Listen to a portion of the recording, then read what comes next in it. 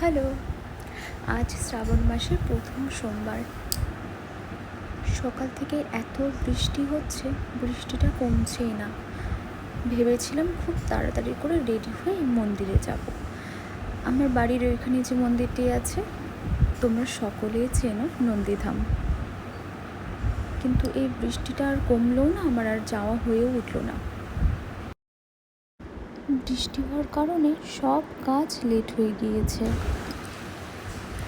খুব তাড়াতাড়ি করে স্নান করে রেডি হচ্ছিলাম পুজোর ঘরে যাব বলে। মন খারাপ করে কি করব বলো তো? তাই ভাবলাম বাড়িতেই খুব ভালো করে পুজোটা সেরে নিই। আমরা প্রত্যেকেই এই শ্রাবণ মাসের সোমবারগুলোর জন্য অপেক্ষা করে থাকি।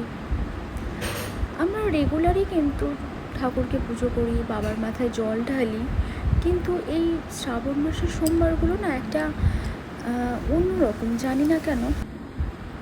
আমার মনে হয় আমরা প্রত্যেকেই অপেক্ষা করে থাকি কবে আসবে শ্রাবণ মাসটা।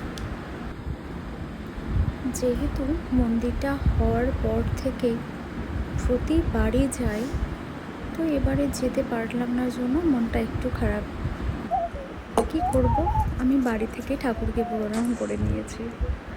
এবারে আমি পুজোর ঘরে ঢুকে গেছি, মন শান্তি করে পুজো করি। তো তোমরা কারা কারা আমার মতো এই বৃষ্টি হওয়ার কারণে মন্দিরে যেতে পারোনি? সকলে ভালো থেকো, সুস্থ থেকো।